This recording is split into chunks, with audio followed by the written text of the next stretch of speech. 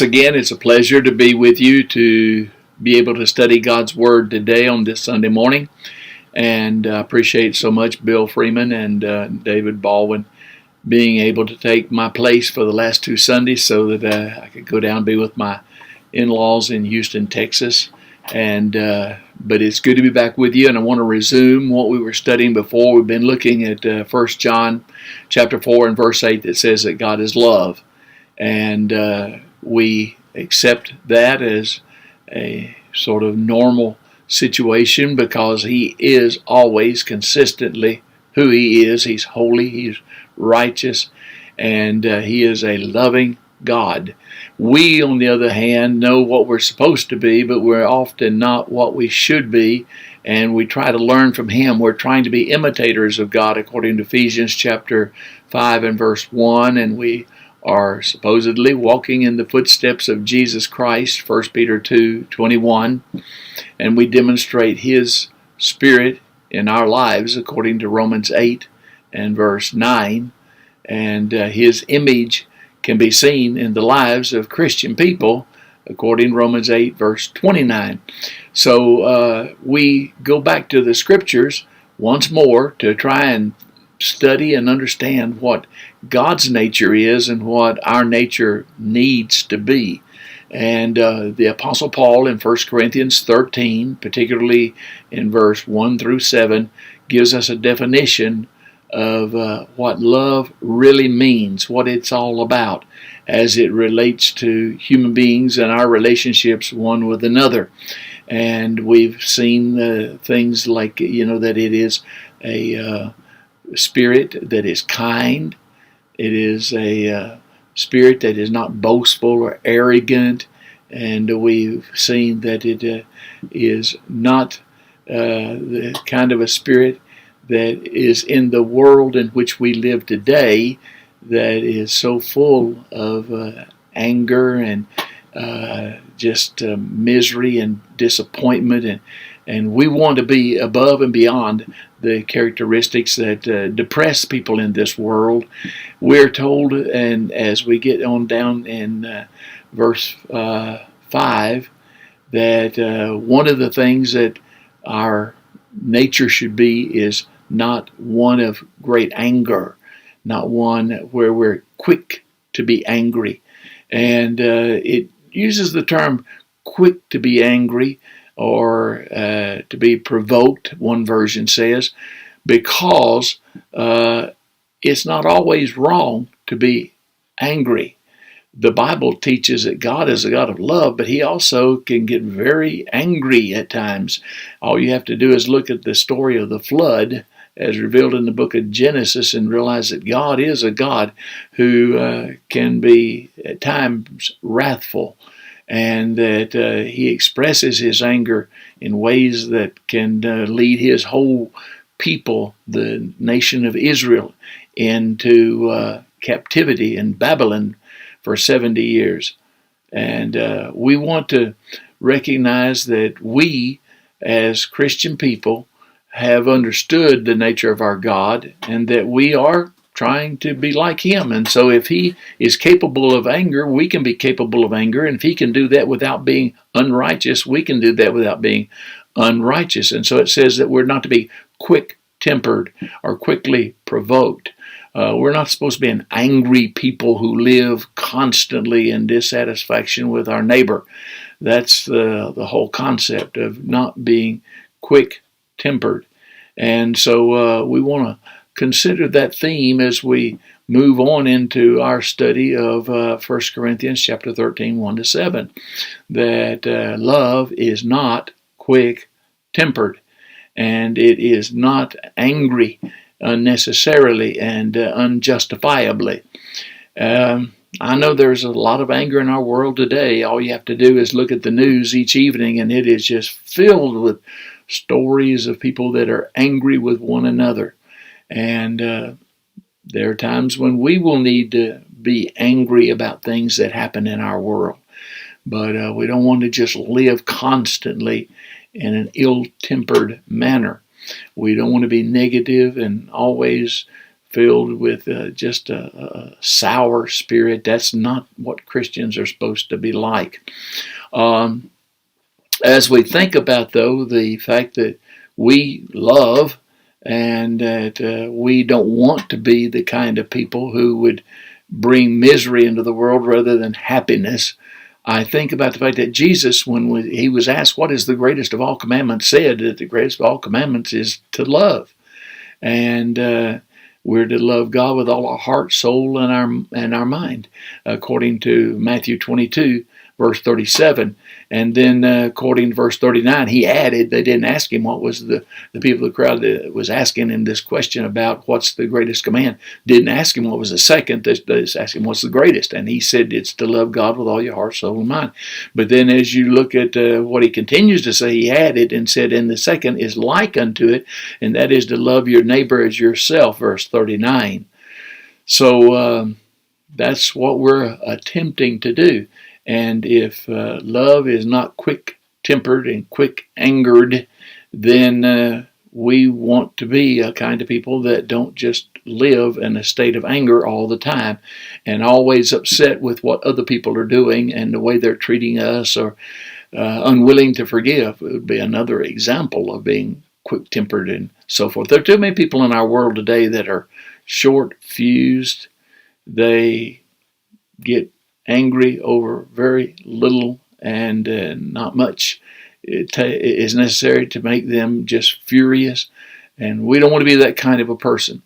We want to be somebody that is able to tolerate a lot of things without losing our cool, as we say often. And yet the Bible is filled with stories of anger. It's not just the news in the evening.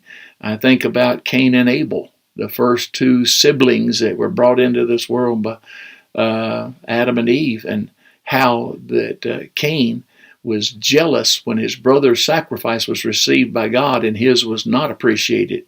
And therefore he invited Abel to take a little walk down into the woods, and when it was all over, he had killed his brother. And I can't imagine what it'd be like to be two parents with two children and have one of them kill the other when there was no one else living in the world. But that's precisely what happened. And then the question, that he used to respond to God when God said, "Where's your brother?" He says, "Am I my brother's keeper? I'm responsible for him." And the answer should have been, "Yes, you are. You should care about what happens to your brother and where your brother is, and you definitely should not have taken his life." And then you think about Isaac and Rebekah getting married and having twin boys, and you think about Jacob and Esau being born, but Esau was born first. He was the one that should have received a double portion of the inheritance that they were due, according to the law of Moses, and that comes later. That goes all the way down to the Christian age. From the beginning to the end, the Jewish people practiced that. But Rebekah, his mama, wanted to give him a little something extra, so she helped him deceive the father, and Isaac blessed Jacob, not Esau.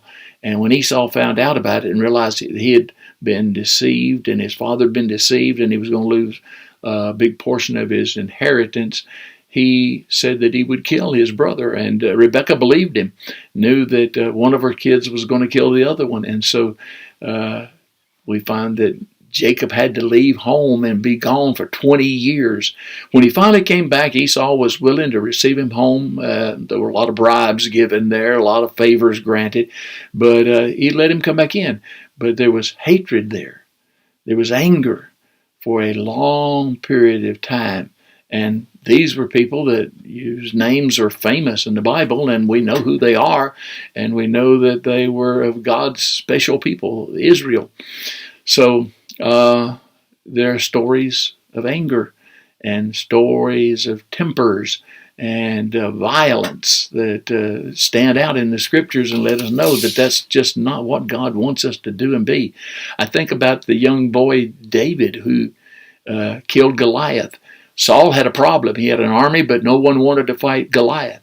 But when this little shepherd boy shows up, he says, "I'll do it," and went out and took care of Goliath in short order with a sling and a rock. And became a hero among the Israelites. And Saul should have been very appreciative of that. But then when the young man became too popular, Saul became jealous of him and on several occasions tried to kill him. And eventually he had to escape from Saul's presence and had people that followed him. And a little army, a band of men formed around David that resisted Saul. And it was the quick temper of Saul that brought all that about. And that does not please God, did not please God, and biblically we know that's the case. In the case of Jacob and Esau, in the case of Cain and Abel, just story after story after story of people who were quick-tempered, and as a result, they destroyed the perfection that God wanted us to manifest. But what about being slow to anger, as we've already talked about there in 1 Corinthians 13. Why does it say slow to anger? Because there are times when it's okay to be angry. I think about Jesus when he went to the temple and found that the Jewish people had turned that holy place into a marketplace and were selling animals, sheep, and cattle. And Jesus was infuriated by it and drove out the animals with cords that he had bound together as a whip, and showed that he was very upset, very angered by them. His temper flared, but he didn't do anything that was uncalled for, unjust, unrighteous, unholy.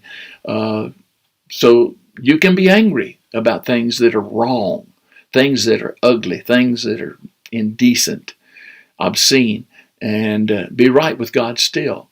And then we see that Jesus, as he started his ministry, healing people and preaching wonderful sermons and messages that they needed to hear, was disappointed when in Mark chapter 3, he went into one of their synagogues and the Jewish leadership was looking at him, staring at him, spying on him, trying to find something that he might do that they could accuse him of so they could put him to death. And when he realized that there was in the midst of them a man with a withered hand, a hand that was ill and just useless, and that the Jews were watching to see what he would do because it was the Sabbath day, and the Jews are not supposed to work on the Sabbath day. The law said that. And so they're watching to see if they can catch Jesus commit a sin. Jesus, knowing that that was not a sin, and that there was nothing wrong in doing the work of God, the healing of people, helping people on the Sabbath day, he wasn't going out trying to earn a wage. He was upset, very upset. And it says that he looked at them as they were spying on him. He looked at them with anger. He was disappointed. He was upset by the way they were trying to find something wrong in what he was doing.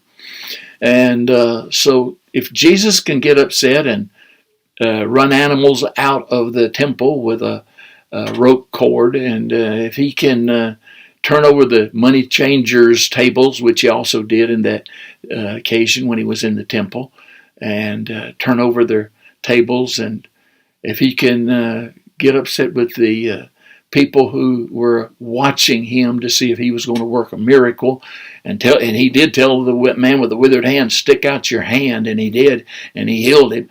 There were constant conflicts where people were trying to find something wrong with what Jesus was doing so they could accuse him, and ultimately they wanted to kill him, and ultimately they did. I mean, the crucifixion was all about that, getting rid of the man that they didn't like because they were not holy men. But the Bible tells us that God, according to Psalm 145, is a God that is slow to anger. He is slow to anger. We're told to be slow to anger as one of the characteristics of love there in 1 Corinthians 13. And God is slow to anger. He's very patient with us. It took a long time for him to finally decide to bring the flood on the world in spite of all the wickedness that was going on. He didn't want to punish them. He was hesitant to send the Jewish people into 70 years of Babylonian captivity, but he did when he had to. But he didn't sin. And we're not supposed to sin. We're told in Ephesians chapter 4, verse 16 and 17, that we are to be angry and not sin. And that is possible. And that is something that's acceptable to God. But it also said we need to not let the sun go down on our anger. I think some people would be willing to stand on a ladder and look out the window to see the last ray of sun disappear when they're angry at somebody and maybe wanting to go ahead and do like God said and not let the sun go down on their anger. They'd just do everything they could to stay and see the sun until it was gone before they would go ahead and forgive or forget and get over it. But God is by nature slow to anger, and we need to be the same way. We don't need to let everything disturb us. We don't need to be guys that are known to be hot-tempered, have a short fuse, flying off the handle all the time. Nobody likes to be around angry people when they're angry. We kind of avoid that, even if it's justified. But when it's not justified, it's worse. When somebody just has a habit of being angry, we don't want to be a part of their life. We would rather be around happy people, people that are, I think, demonstrating the love that we want to see and feel comfortable about being with them. In James 1, verse 19, again, the Bible tells us that we're to be quick to listen to others and slow to speak and slow to anger. We don't need to just be always carrying our feelings on our sleeve, as we say, and ready to condemn everybody around us. That's just not the way we're supposed to be. And it leads to a lot of unhappiness in life. We read in Proverbs 25, verse 28, that people that are short-tempered and angry are people that are not happy people. And they're people that are going to suffer the consequences of not being able to resist their wrath and their rage every time something doesn't go the way they want it to. The wise man Solomon tells us there in Proverbs 25 that they're like a city without walls. In the days when Jesus lived and before, cities depended greatly on their walls, and even until just the last few centuries, walls were the answer, and they would fortify themselves. Here, in the United States, on the Western Plains, the forts that were built by the Europeans that came over and faced the wrath of the Indians who were being displaced, they built huge fortresses with walls that were difficult to scale. And if you don't have a wall and you're a city, you're in trouble. That happened to Jerusalem for a long period of time. Their walls were torn down by Nebuchadnezzar, and when they came back and reoccupied that territory, they needed walls. And Nehemiah, the whole book, is about building the wall to protect the people inside that city, Jerusalem, from their enemies. And you think about the Great Wall of China, over 1,300-mile long wall. That's a lot of wall. And it was to keep out the people that were raiding their territory and nomads. And they used it, and it was very effective, except for a few occasions that some of their own people opened the doors and let people pass through the walls. But if we are always angry, then Solomon says you're like a city without wall. You're indefensible. You don't have any protection against enemies. You can easily be manipulated, and people can take advantage of you. I know that sometimes individuals make people that are quick-tempered angry on purpose because they just want to aggravate them. And you can imagine what a life would be like if you were one of those persons that couldn't resist, that had no tolerance, no patience. And we've studied these other qualities of love, that it is kind, it is patient, it's not arrogant, it's not self-seeking, and so forth. Well, all of that comes down to the same thing we're talking about today. They're not angry, jealous people. They are people who have the Spirit of God. It's a spirit of patience, And patience has its limits, even with God, even with Jesus Christ, whether it's in the temple or the synagogue or on the street. And we need to be careful that we don't make ourselves victims of our own weaknesses, our own shortcomings. And so when you ask me, what is love all about? I'll say, well, one of the things that we're taught in 1 Corinthians 13 is love is patient. It's not quick-tempered. It's not a state of constant anger and displeasure with other people. And I hope that all of us that are Christians can learn that lesson and put that into practice as we continue to expand our knowledge of what love is. God is love, and we're to be a people of love, and therefore we're not to be quick-tempered, and we're not to let the sun go down on our anger. We're to be willing to forgive.